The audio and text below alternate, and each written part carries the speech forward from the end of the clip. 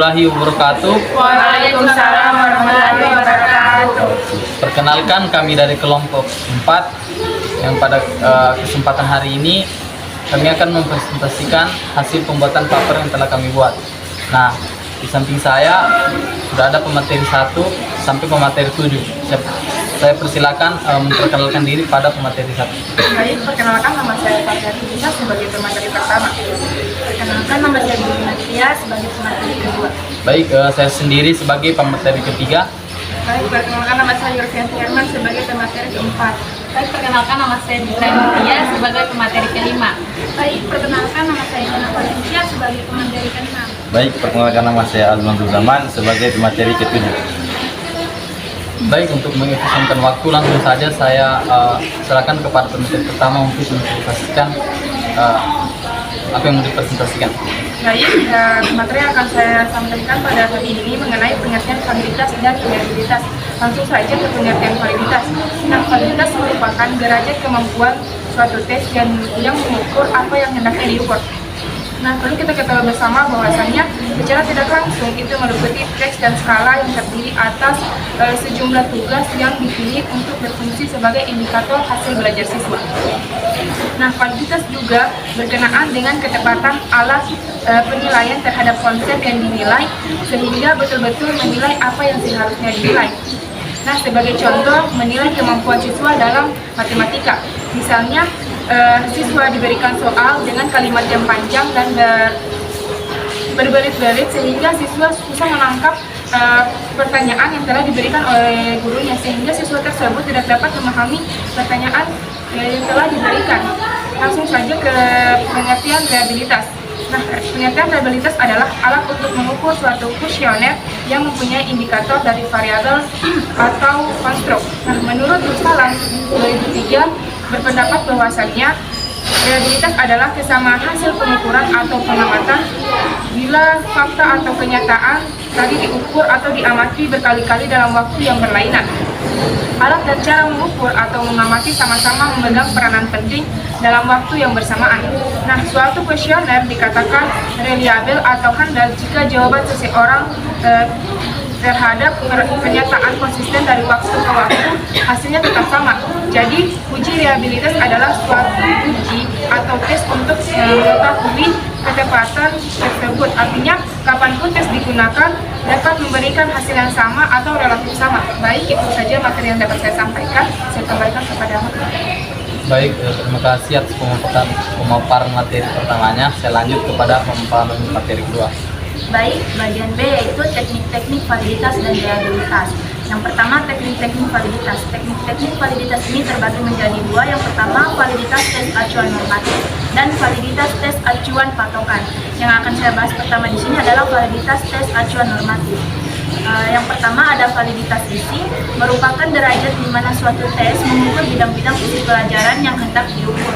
Validitas isi menunjukkan sejauh mana pertanyaan, tugas atau butir dalam suatu tes atau instrumen mampu mewakili secara keseluruhan dan proporsional perilaku sampel yang dikenai tes tersebut. Artinya, tes itu valid apabila butir-butir tes itu mencerminkan keseluruhan konten atau materi yang diujikan atau yang seharusnya dikuasai secara proporsional. Untuk mengetahui apakah tes itu valid atau tidak, harus dilakukan melalui penelaahan kisi-kisi tes untuk memastikan bahwa soal-soal tes itu sudah mewakili atau mencerminkan keseluruhan konten atau materi yang seharusnya dikuasai secara proporsional. Selanjutnya, validitas konstruk. Validitas konstruk adalah validitas yang mempermasalahkan seberapa jauh butir-butir tes mampu mengukur apa yang benar-benar hendak diukur sesuai dengan konsep khusus atau definisi konseptual yang telah ditetapkan. Untuk menentukan validitas konstruk dilakukan proses penelaahan teoritik dari suatu konsep dari variabel yang hendak diukur, mulai dari perumusan konstruk, penentuan dimensi dan indikator, sampai kepada penjabaran dan penulisan butir-butir instrumen. Selanjutnya, validitas konkaren. Validitas konkaren merupakan derajat di mana skor suatu tes berkaitan dengan skor tes lainnya, yakni tes yang telah sahih kemudian diujikan pada waktu yang bersamaan dengan tes yang baru dibuat. Selanjutnya, validitas peramalan. Validitas peramalan merupakan derajat di mana suatu tes dapat meramalkan seberapa baik siswa akan melaksanakan tugas di dalam situasi mendatang. Validitas peramalan ditentukan dengan cara merumuskan hubungan antara skor tes dengan ukuran keberhasilan pada situasi yang diinginkan. Kemudian validitas tes acuan patokan. Tujuan utama tes acuan patokan untuk mengukur hasil belajar pada suatu tujuan pembelajaran atau lebih, sehingga validitas isi ini akan menjadi perhatian utama di dalam menentukan reliabilitasnya. Yang pertama ada validitas isi. Validitas isi pada tes acuan patokan berkaitan dengan derajat kemampuan tes mengukur pencapaian tujuan pembelajaran. Kemudian yang kedua adalah validitas peramalan. Validitas peramalan pada tujuan acuan patokan mempertanyakan kemampuan tes meramalkan kinerja siswa di masa depan. Validitas ini juga disebut sebagai validitas fungsional. Dengan demikian, salah satu fungsi tes adalah untuk membuat peramalan di masa depan. Apabila tes itu baik, maka dapat dikatakan bahwa tes tersebut memiliki validitas fungsional. Sekian materi dari saya kembalikan kepada moderator. Baik, saya lanjut. Masuk yang kedua itu ada teknik-teknik reliabilitas. Perhitungan reliabilitas untuk tes acuan normatif setidak-tidaknya lebih mudah dibandingkan dengan perhitungan validitas. Yang pertama A. Teknik reliabilitas untuk tes acuan normatif. Teknik reliabilitas tes ulang adalah derajat di mana skor tes tetap konsisten sepanjang masa. Ia menunjukkan sebaran skor yang terjadi dari beberapa kegiatan ujian sebagai hasil dari kesalahan pengukuran. Yang kedua, reliabilitas bentuk setara. Teknik reliabilitas setara adalah dua tes yang identik kecuali untuk soal-soal aktual. Dua bentuk tes itu mengukur bidang isi pelajaran yang sama, jumlah soal sama, struktur soal sama, tingkat kesulitan yang sama, dan pertunjukan ujian, penskoran, dan penafsiran yang sama. Yang ketiga itu reliabilitas belah dua. Reliabilitas belah dua merupakan jenis reliabilitas yang didasarkan pada konsistensi internal dari suatu teks. Karena prosedur reliabilitas belah dua hanya memerlukan satu kali ujian, maka sumber kesalahan pengukuran dapat dikurangi, seperti perbedaan situasi dan kondisi ujian yang terjadi pada perhitungan reliabilitas tes ulang. Yang keempat, reliabilitas kesetaraan nasional. Reliabilitas kesetaraan nasional tidak dihitung melalui korelasi, namun melalui penetapan hubungan antara suatu butir soal dengan seluruh butir lainnya dan total butir soal dalam tes. Lanjut B. Reliabilitas tes acuan patokan.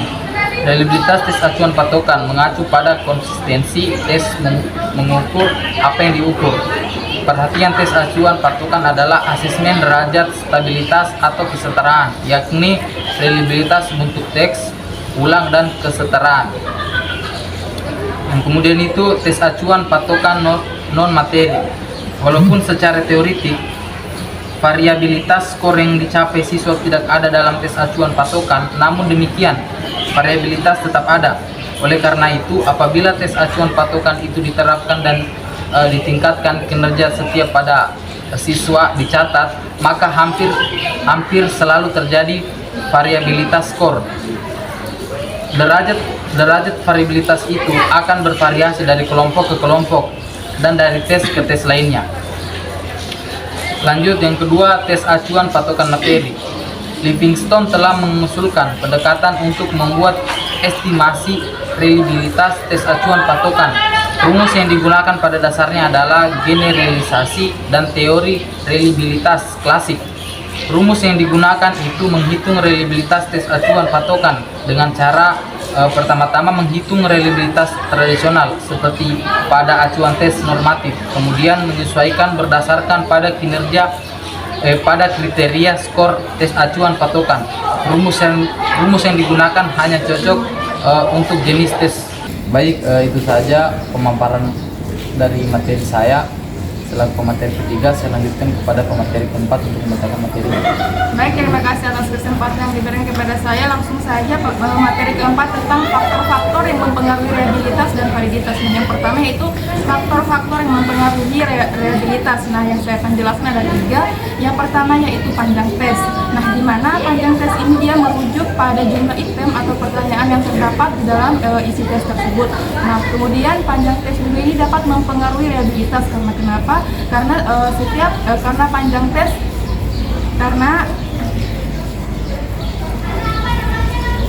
panjang tes dapat mempengaruhi rehabilitas karena semakin panjang tes maka semakin besar kemungkinan untuk mendapatkan estimasi yang konsisten dari kemampuan individu yang diukur. Nah, sementara jika tes yang disajikan terlalu pendek, hal ini tidak memberikan gambaran yang akurat atau yang jelas tentang kemampuan individu karena terbatasnya informasi yang mereka ketahui dari tes tersebut. Nah, lanjut ke faktor yang kedua yaitu faktor sebaran skor. Nah, di mana faktor sebaran skor ini dia mengacu pada variasi skor yang diperoleh dari peserta tes.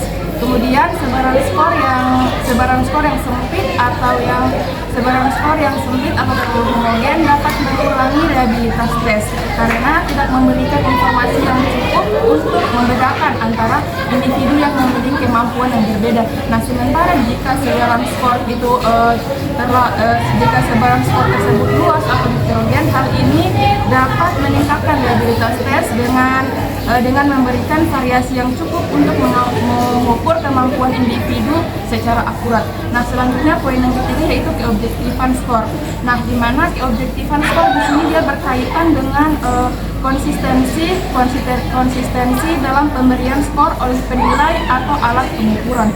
Nah, di mana jika skor diberikan secara subjektif atau tidak konsisten antara penilai, maka rehabilitas dapat terpengaruh. Nah, untuk itu penting untuk kita memastikan bahwa kriteria penilaian dan pengukuran skor telah ditetapkan dengan jelas dan objektif agar tes dapat diandalkan dan konsisten.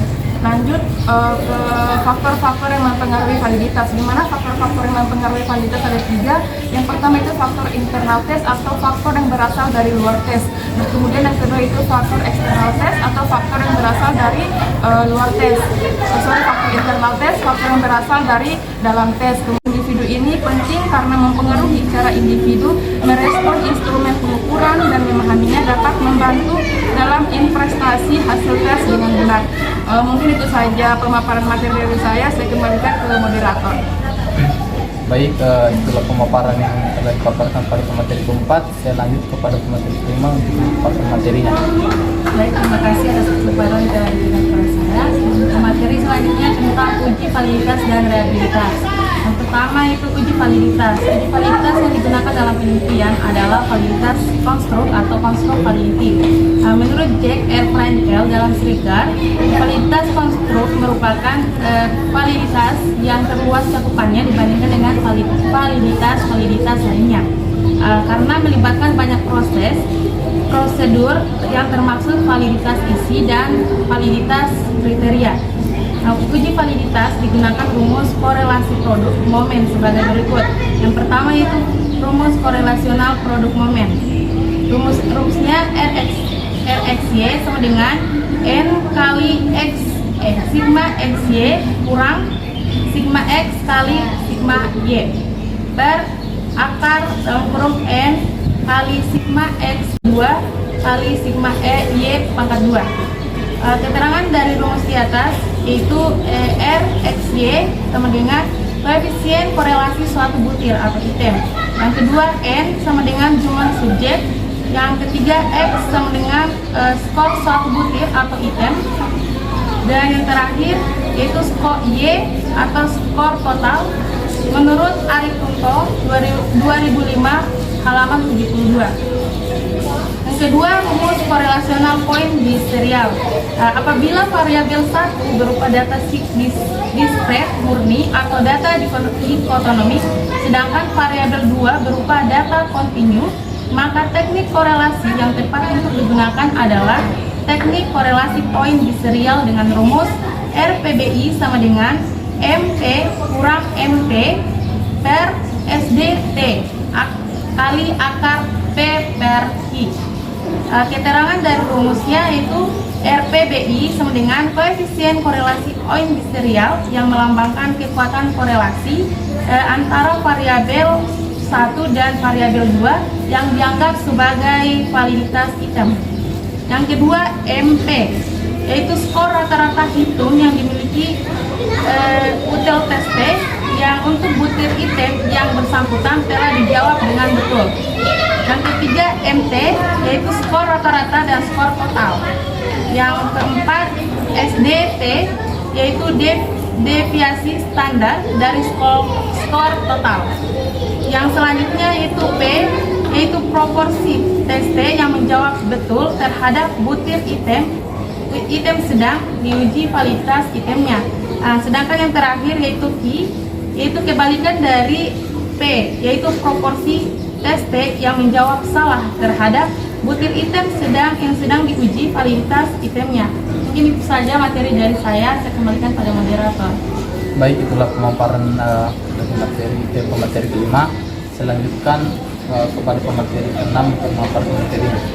Baik, saya sebagai pemateri ke-6 akan membacakan bagian uji reliabilitas. Uji reliabilitas merupakan alat yang digunakan untuk mengukur konsistensi kuesioner yang merupakan indikator dari variabel. Untuk rumus menghitung uji reliabilitas, yaitu rumus yang pertama ada Alpha-Cronbach. Alpha-Cronbach adalah patokan yang digunakan untuk mendeskripsikan korelasi atau hubungan antara skala yang dibuat dengan semua skala variabel yang ada. Instrumen yang dipakai dalam variabel tersebut dikatakan reliable apabila memiliki Cronbach alpha lebih dari 0,60 dan dikatakan tidak reliable apabila kurang dari 0,60. Untuk rumusnya yaitu R11 sama dengan dalam kurung N per N kurang 1 tutup kurung dikali dalam kurung 1 sigma A kuadrat 1 per A kuadrat 1 balas kurung. Untuk keterangannya yaitu R11 sama dengan reliabilitas yang dicari, N sama dengan jumlah item di pertanyaan yang diuji, sigma A kuadrat 1 sama dengan jumlah varian skor tiap-tiap item, A kuadrat 1 sama dengan varian total. Selanjutnya rumus yang kedua yaitu ada Spearman-Brown. Rumus Spearman-Brown merupakan salah satu formula yang menerapkan metode belah dua dalam estimasi reliabilitas tes. Butir-butir tes dipilah menjadi dua, yakni butir-butir nomor ganjil dan butir-butir nomor genap. Untuk rumusnya yaitu R NM sama dengan NR per A tambah dalam kurung N kurang 1 tutup kurung dikali R. Untuk keterangannya MN sama dengan besarnya koefisien reliabilitas sesudah tes tersebut ditambah butir soal baru. N sama dengan berapa kali butir-butir soal itu ditambah. R sama dengan besarnya koefisien reliabilitas sebelum butir-butir soalnya ditambah.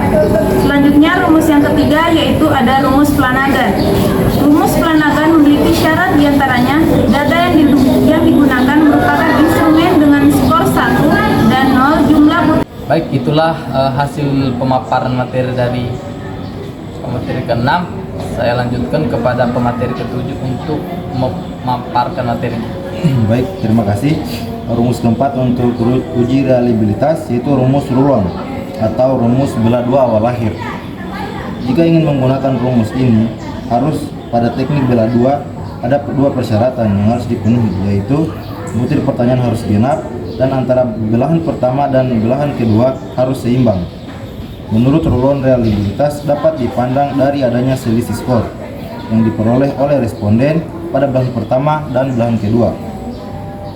Selisih tersebut yang menjadi sumber variasi error sehingga bisa dibandingkan dengan variasi skor akan dapat menjadi dasar untuk melakukan estimasi reliabilitas tes dengan rumus R11 sama dengan 1 dikali V2 per V1 dengan R11 sama dengan reliabilitas instrumen, V1 varian skor total dan V2 varian beda.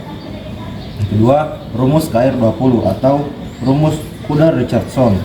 KR20 mengacu pada perhitungan reliabilitas dalam psikometri Ini mengukur konsistensi internal atau reliabilitas dari tes yang digunakan untuk mengukur konstruk tertentu dengan rumus R11 sama dengan N per N kurang 1 dikali S2 kurang sigma PQ per S2 dengan keterangan R11 sama dengan reliabilitas tes secara keseluruhan, P sama dengan proporsi subjek yang menjawab item dengan benar, I sama dengan proporsi subjek yang menjawab item dengan salah, sigma PQ yaitu jumlah hasil perkalian P dan Q, N sama dengan banyak item, dan S standar deviasi dari tes. Selanjutnya yaitu rumus KR21.